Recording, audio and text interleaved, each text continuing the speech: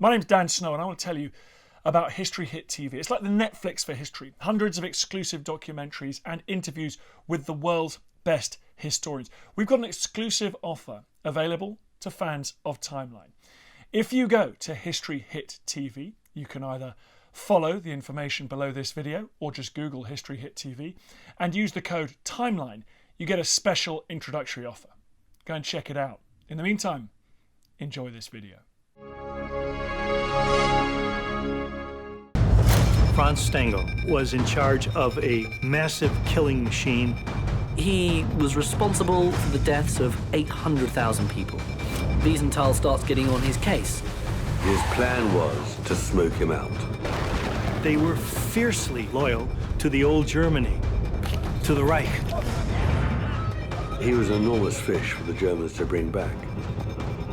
He had trainees, one of whom was Gustav Wagner. He was called the Beast.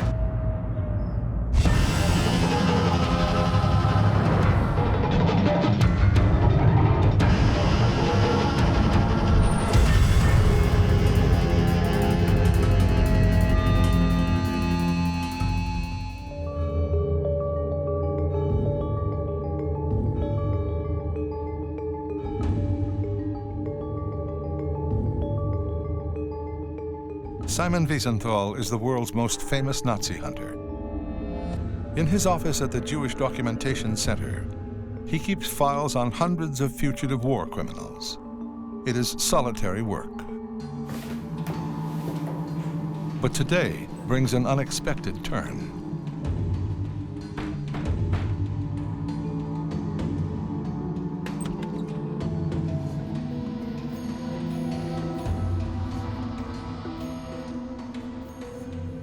A drunken man turns up at his office and tells him, if you give me $7,000, I will tell you where to find Franz Stangl. Stangl was in charge of a massive killing machine responsible for the death of 800,000 people. That's big-time mass murder. Wiesenthal is intrigued.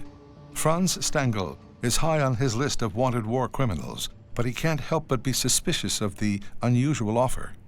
Stangl was a monster, but Wiesenthal wanted to make sure that he had a man that he could trust. Wiesenthal does a deal with the stranger, but it will only be sealed with Stangl's capture.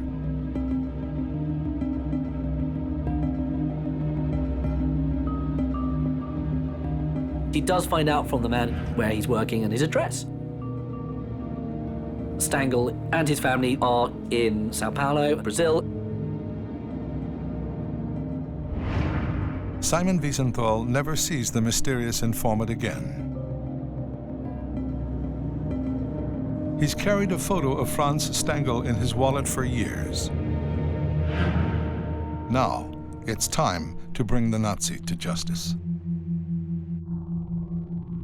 Franz Stangl was a career policeman. He was an Austrian, and with the arrival of Nazism, he joined the Nazi Party, and he also became a member of the SS.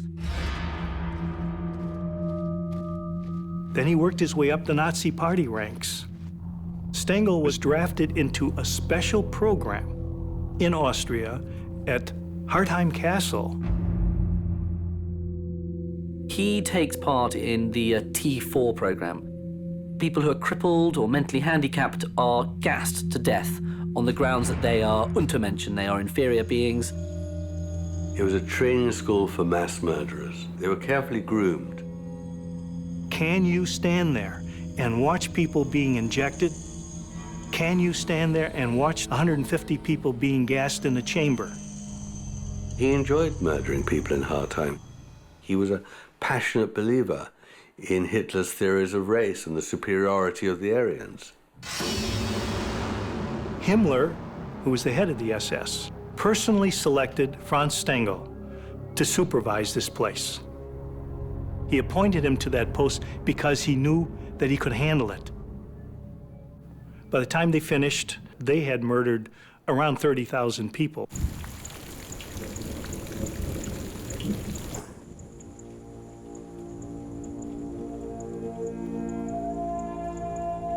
After the war, Franz Stangl found refuge in Brazil.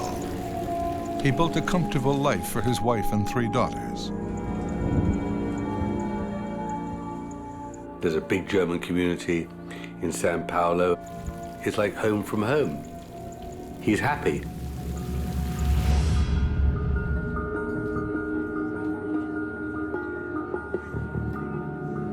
They got their Wurst and their Wiener Schnitzels. They used to celebrate Hitler's birthday, sing old German drinking songs. They were good neighbors, productive members of the community. He worked in a car factory. He started to make quite a bit of money. The war criminal is eventually able to move his family into a spacious new home. And he finally thinks, that's it. I put the old world, all my crimes behind me. I'll be forgotten. But Wiesenthal has not forgotten. Like other victims of Nazi cruelty, he cannot forget. He and his wife Silla, also a survivor, lost 89 relatives to the Holocaust. Anyone who'd gone through the Holocaust, they will never be able to remove that image. Wiesenthal went through it, and he had to keep the cause going. With the new lead in hand, Wiesenthal reaches out to Brazilian contacts to confirm his target's location. But finding Stangl is just a first step.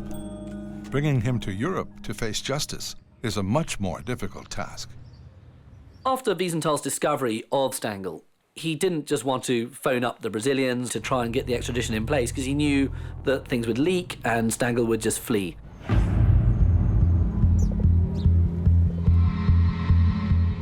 To maintain secrecy, Wiesenthal deals only with a network of trusted contacts. He cannot risk alerting the Nazi sympathizers in Brazil.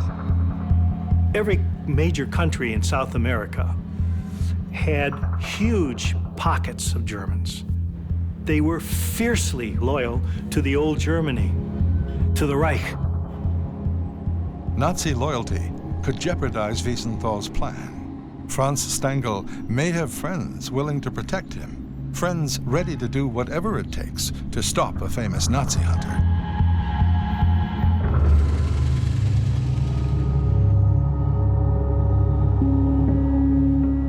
From his Vienna headquarters, Simon Wiesenthal works to set a trap for Nazi war criminal Franz Stangl.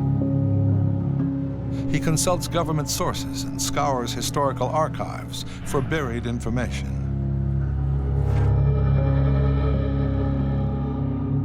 The public had to have one hero keeping the hunt going in the days where everyone was uninterested. And Wiesenthal was that man. 20 years after the war, Wiesenthal is one of the very few people tracking down Nazis. People were sick and tired of war stories. Nazi hunters like Simon Wiesenthal were interested, but I tell you, the rest of the world was not. They were more interested in finding the communist under the bed. Despite the lack of public interest, Wiesenthal continues the hunt. He digs deeper into Stangl's wartime career, a career which took him from one atrocity to the next. He impresses his betters at Schloss Hartheim, and Stangl eventually takes part in the next new Nazi extermination program called Operation Reinhardt. Operation Reinhardt was the code name for the mass murder of Polish Jews at death camps. The purpose of a death camp is solely to kill. And there were 3 in eastern Poland: Belzec, Sobibor, Treblinka. They were just processing centers for slaughter. And Stangl found himself running these places. You had a hope of surviving Auschwitz. You had no hope of surviving these extermination camps.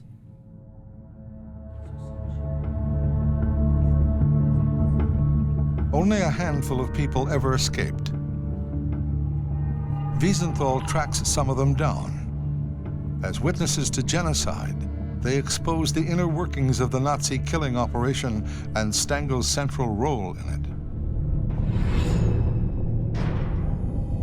the Jews would be packed on trains through the wastelands of that part of Poland.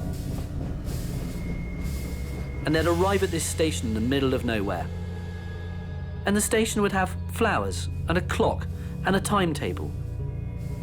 If you're a Jew coming off this tortuous, horrid journey from Warsaw, you think maybe there's some normality returning, maybe things aren't too bad. And there would be Franz Stangl. His job was to be in charge of the processing. He dressed to the nines, white coat and white gloves and perfectly pressed pants and polished shoes. Behind the station was the scene of utter horror. They were funneled down a tunnel, they were stripped, and then they were gassed, and then they were burnt. From the whistle to the smoke, 30 minutes. So you'd be arriving at the station, and before the hour was gone, you'd be dead. Wiesenthal promises each survivor that he will never stop hunting the former camp commandant until justice is served.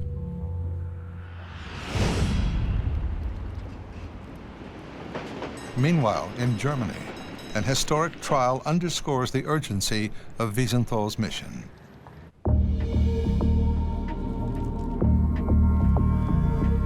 Ten former SS men who worked at Treblinka stand accused of war crimes. Stangl is not among them. He was responsible at Treblinka for the deaths of 800,000 people. But if you look through the war crimes lists, there's no Stangl in there. He was the chief. He didn't get his hands dirty. He didn't have to go and slit throats. During the course of the 10-month-long trial, Stangl's crimes, along with those of his former colleagues, are finally exposed to the world. But in Brazil, he remains a free man. Wiesenthal puts a lot of pressure on the Brazilian authorities to get something done. Finally, in January 1967, the effort begins to pay off. Brazilian authorities promise to arrest Stangl if Germany sends a formal extradition request. Wiesenthal assists prosecutors by assembling a detailed dossier of Stangl's crimes. In Brazil, Sao Paulo police chief Romeo Tuma lays the groundwork for the Nazis' arrest. They map out the area and they work out what they need to do. The core of their mission is to stake out the house. And by doing that, they watch his family. They try to work out what time he comes back home. Unaware of the police surveillance, the threat of arrest is something Stangl thought he'd left far behind. After the war, Stangl spent 2 years in an American POW camp, but the Allies were largely unaware of his horrific crimes. He's interned by the Americans, but they don't know who he is. Stangl knows that there's a noose if he doesn't escape. You like to think that Stangl, had to devise some incredibly cunning means of escaping from the camp, but of course, he basically just walks out. Security around these internment camps is pretty lax. So he made his way through Austria down to the Austrian town of Graz, and with another man, decides to use the Catholic Church as their means of escape. These escape routes were called rat lines, R-A-T, like rats leaving the ship.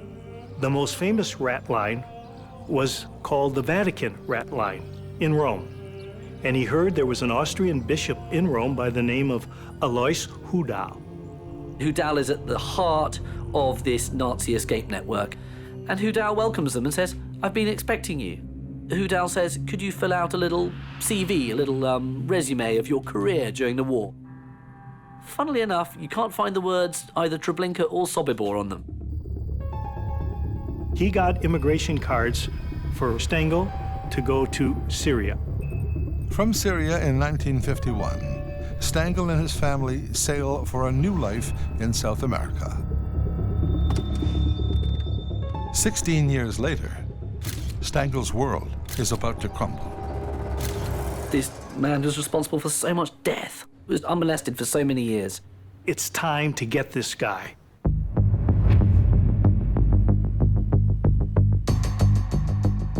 February 1967. Sao Paulo police make final preparations for the takedown of former Nazi death camp commandant Franz Stangl.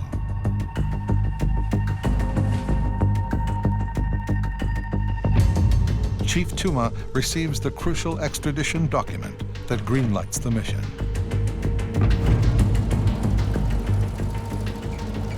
Stangl's picked up just on an ordinary day for him. He's come back from work and he's decided to meet up with his daughter for a beer at a little bar not too far from his house. And he comes back home.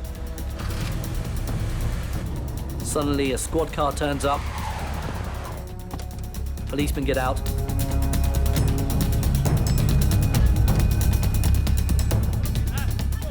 There was just no contest. There was no chance of him escaping. He felt, I'm untouchable. And they literally bundle Stangl into the back of the car while the daughter is screaming. It's a pretty gut-wrenching thing to watch happening to your father.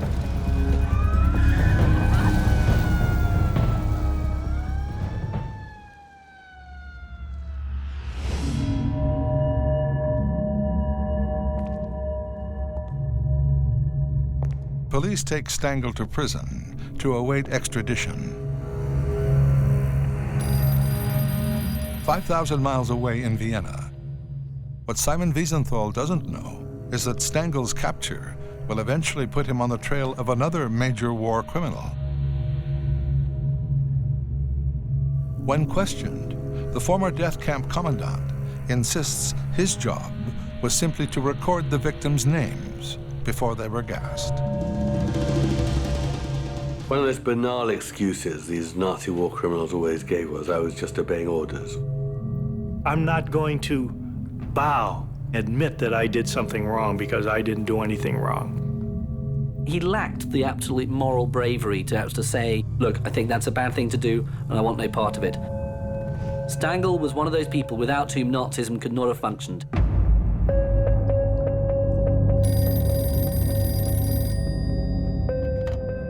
Days later, Wiesenthal hears from the mysterious informant. As promised, he honors their agreement. But he never reveals the man's identity. Some people have suggested that, in fact, it was Stangl's former son-in-law who had actually shot Stangl to Wiesenthal.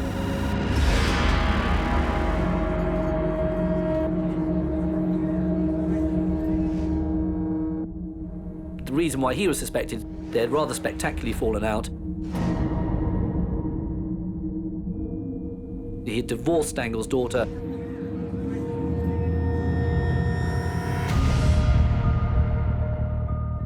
And he thought, well, I'm going to get my revenge. I'll tell you what I'll do, I'll ring Simon Wiesenthal. The Stangl family to this day are convinced it is that man.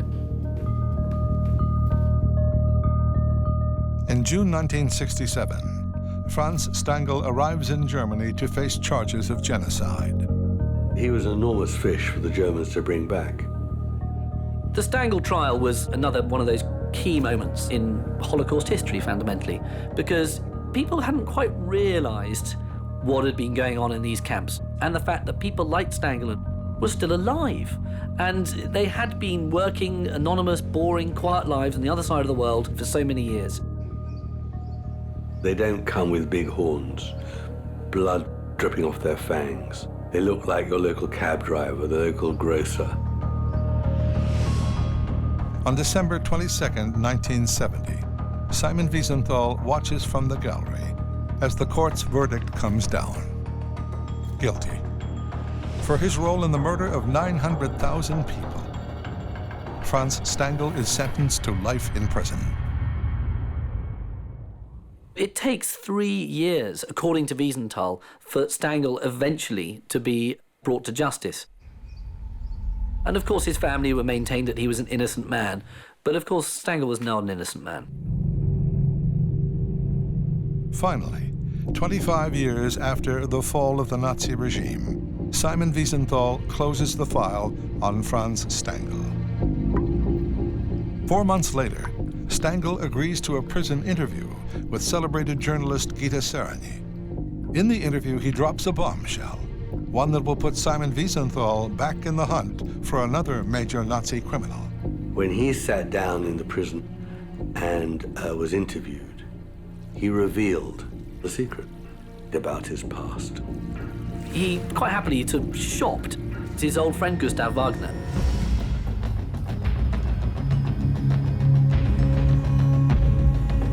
And revealed that he too was living over there in Sao Paulo. You know, such is the SS motto, you know, my honor is loyalty. When these guys are caught and the chips are down, they'll shop each other. At Hartheim Castle Killing Center, Stangl's special skills had made him an excellent teacher. He had trainees, one of whom was Gustav Wagner. And gradually the people like Wagner who were introduced into this murder machine were tested. Wagner passed the test. He was a good student. He enjoyed killing.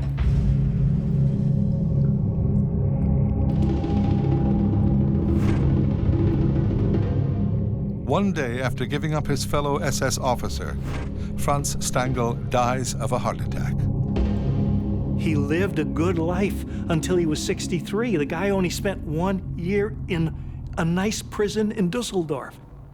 After it's revealed that Wagner is actually in Brazil, Wiesenthal starts getting on his case.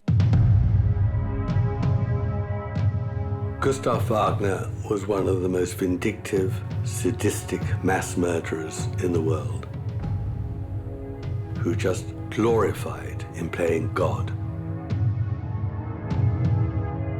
After their posting at Hartheim, both men reported to Sobibor death camp.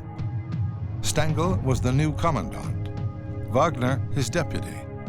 When Stangl was transferred to Treblinka, Sobibor needed a new boss. And Stangl asked for Wagner. Every camp has this one person that everyone is afraid of, and it was Wagner. He was called the Beast. Because the moment he was seen, you knew that someone was going to die. June 1971. Simon Wiesenthal's new mission is tracking down Nazi war criminal Gustav Wagner in Sao Paulo, Brazil.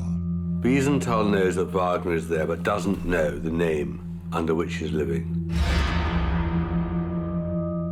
And Wiesenthal didn't know where he's living.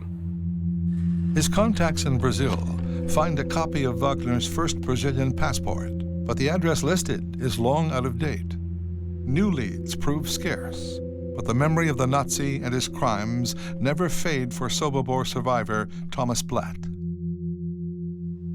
Wagner was a very tall guy. He was huge, he was strong. Seeing him 200 meters away, I was shaking. He was the biggest killer in Sobibor.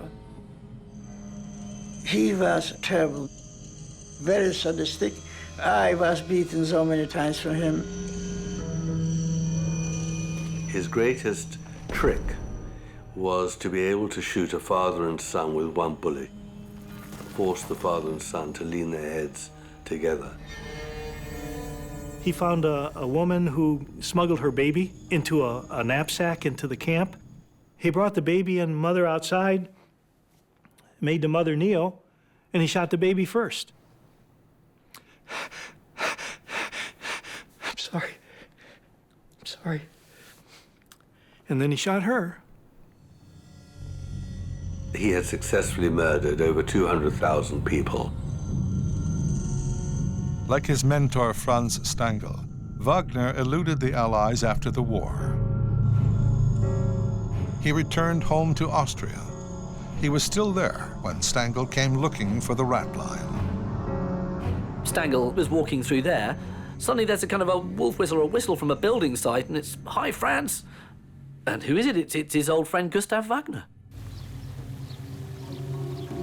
And they decide that they're going to try and find a new life overseas. Both Stangl and Wagner ended up in Brazil.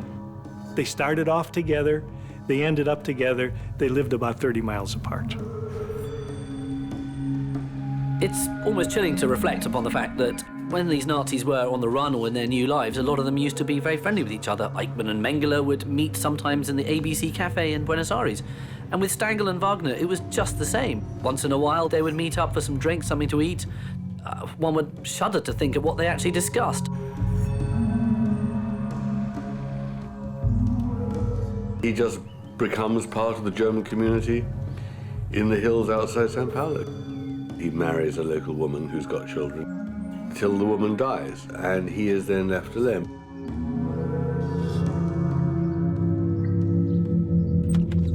After Stangl had been arrested and extradited, Wagner even tried to make a move on Mrs. Stangl. But he failed to win her over. All she offered him was money in return for a promise to leave her alone. Simon Wiesenthal still does not know where Gustav Wagner is hiding. The trail goes cold and stays cold for 7 years. Finally, Wiesenthal stumbles upon a potential new lead, a newspaper article describing a strange celebration at a hotel in Brazil, a birthday party for Hitler. Might a loyal Nazi like Gustav Wagner have been on the guest list? Wiesenthal tracks down the journalists behind the story.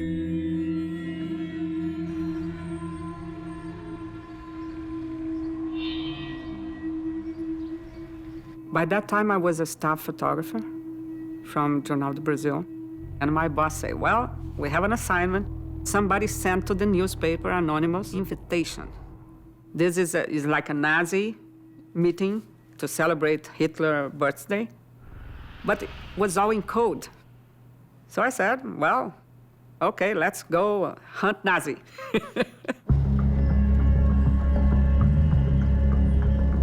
Brito teams up with a reporter from the paper. The reporter's husband offers to drive.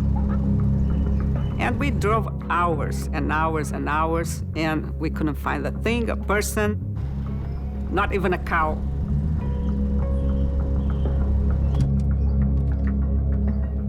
I said, "Well, let's stop and eat something." So we stopped on the Till Hotel. We all look very German. So nobody would say, "Oh, they are Brazilian, they are journalists." We went to the restaurant. There was like those knickknacks. And I started looking, and I said, "Oh my gosh, it's not possible." There was tiny little porcelains, cups and things, and all of them, they had a little swastika. I said, "Oh my gosh, we are here." And we looked by the window. There was a group of German people dressed in folklore clothes.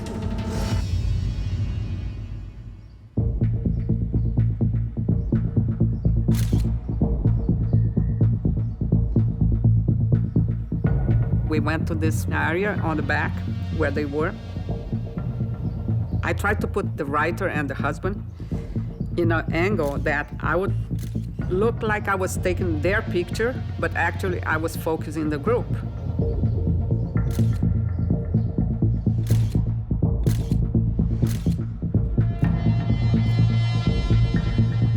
When the German group started realizing that we were taking pictures is when we decided to go to the police. It was a scary moment. By the time the police arrive, the celebration is over. Only a few of the partygoers remain. I remember the police asking this Nazi for the passport to see if he got in legally.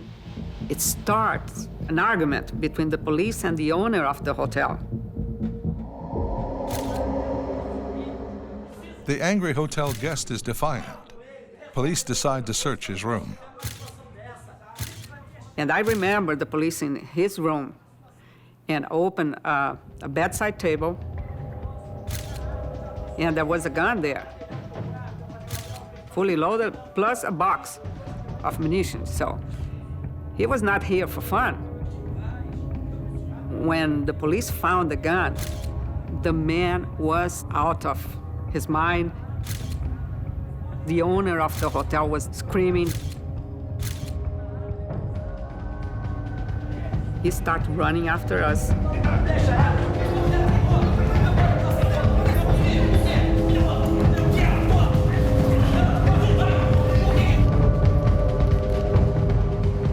We had that sense that we had a really good story. But we had no idea of the significance of what we were doing.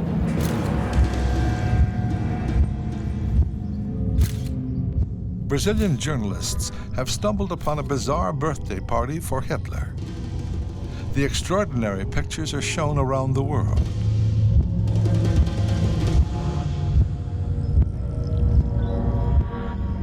Wiesenthal contacts the journal Do Brasil and asks for all of Brito's photos.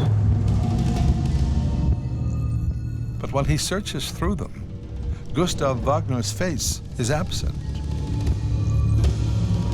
But Wiesenthal, determined as ever, devises a new plan.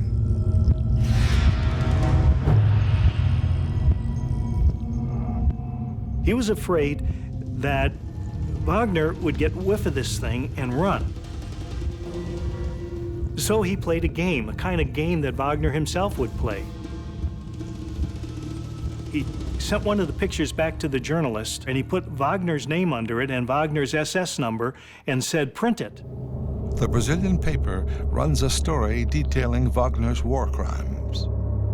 Wiesenthal makes an announcement to the world that one particular man in that photograph is Gustav Wagner, the wanted murderer from Sobibor, and he should be arrested. When Wiesenthal made that statement, he knew it wasn't Wagner, but his plan was to smoke him out. For Wagner, the article is both worrying and perplexing. His record of war crimes has now been exposed to the world, but the face in the photograph is not his.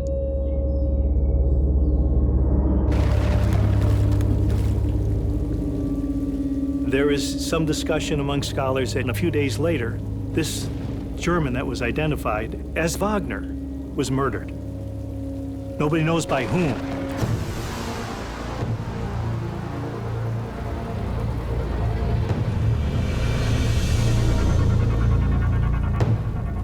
One theory is that actually the Nazis turned upon themselves, and knowing that Wagner was likely to be brought to justice, he would probably spill the beans on some of them as well. So perhaps it was his fellow Nazis who did him in.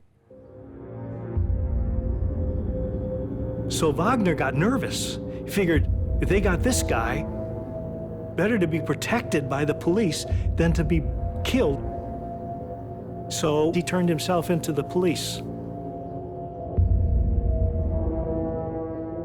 The Nazi hunter's ploy has worked perfectly.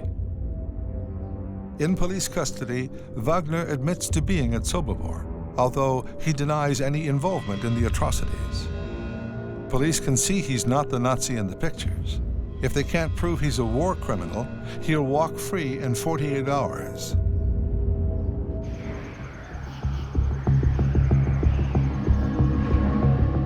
But then, a remarkable coincidence changes everything. A coincidence involving one of the few survivors of Sobibor, Shlomo Smajner.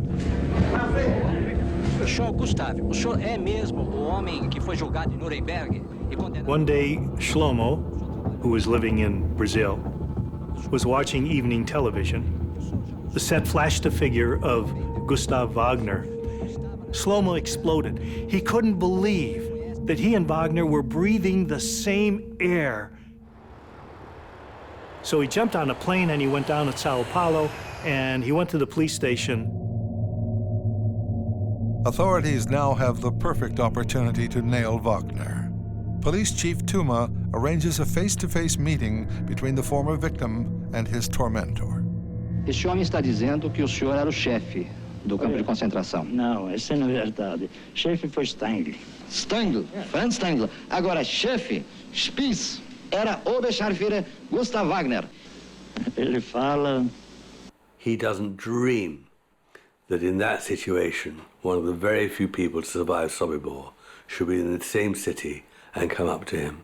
Vocês matavam, fuzilavam, rebentavam, faziam o que queria e ninguém. Você hoje, depois de 36 anos, seja pouco de macho, homem.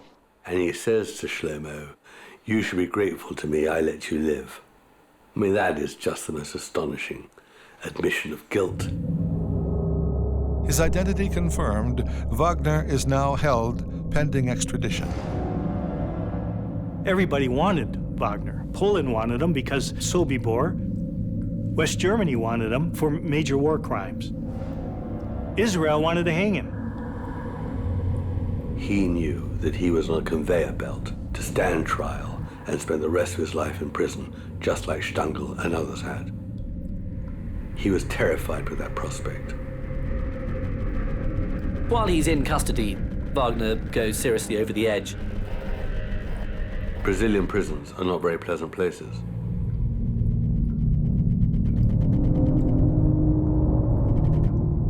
Two weeks into his incarceration, Wagner attempts suicide by smashing his reading glasses and eating the broken glass. The man was never stable to begin with, frankly, and with this enormous pressure, he grows increasingly suicidal. He threatens to sort of do himself in. And he's locked up in a prison hospital in Brasilia. He attempts suicide twice more, slitting his wrists in a bathtub and bashing his head against a wall. Wagner's fate now rests with the Brazilian Supreme Court. His life would never be the same again. It's been 35 years since Gustav Wagner's brutal reign of terror at the Sobibor death camp. The decision to put him on trial for his crimes now rests with Brazilian judges. The Supreme Court of Brazil, for some technical reason, decided that it would not allow the extradition of Gustav Wagner.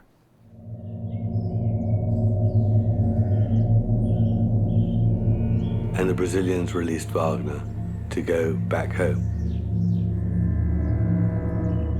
The shocking decision is condemned around the world. There was no legal reason why they shouldn't extradite Wagner. The evidence against Wagner was just as overwhelming as against Stangl. But there was no real future for him anymore in Brazil. He knew that whatever happened now that he had been exposed, people would hunt him down. Whether it was Wiesenthal or the survivors. And the next thing we know, he's dead. He's found with supposedly self-inflicted knife wounds. His family said he was stabbed in the chest, and it was suicide. Now, there are a lot of people think that actually he was the victim of a murder. It's pretty hard to sort of stab yourself to death in the way he had done. One theory about how Wagner was killed was that maybe it had been a vengeful survivor who had done so, maybe someone who had survived Sobibor, tracked him down, and actually murdered him. And I interviewed Shlomo, and I asked him about Wagner. And he looked at me with a sly smile, and he said, He committed suicide by stabbing himself in the chest, and he laughed. I would like to kill him, but I wouldn't do it because I would go to jail. First of all, my family would be ruined. So different things for consideration. If I would be alone, probably I would.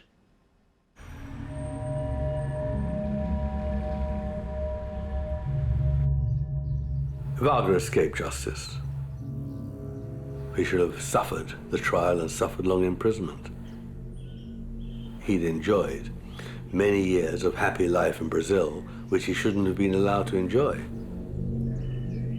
It's a mystery even to this day quite how Wagner met his end, but it was certainly a violent end, and if one believes in a certain sense of biblical, poetic justice, he certainly met it.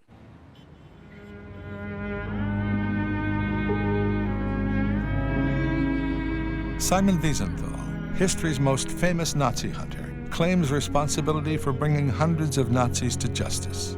None are more important than Franz Stangl and Gustav Wagner. Stangl and Wagner, between them, have 1 million lives on their conscience. It was thanks to him and the pressure that he brought to bear that men like Stangl and Wagner met their fates. He did come to symbolize the hunt for the Nazi war criminals when everyone else had forgotten it. In 2004, Britain awards Wiesenthal an honorary knighthood for his extraordinary achievements. Dying in 2005 at the age of 96, he outlived most of the Nazi criminals he hunted. The satisfaction came from the world now knows.